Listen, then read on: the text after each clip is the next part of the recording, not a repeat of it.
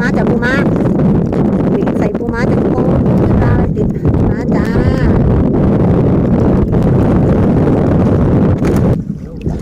โอ้โอ้โอ้โอ้โอ้คล้ายปลาดุกทะเลนะจ๊ะปลามีหลังภูเก็ตเรียกปลามีหลัง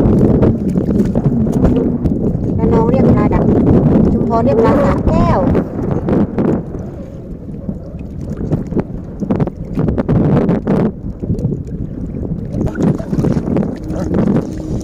ปลาทรายตัวสวยเลยจ้ะทุกคน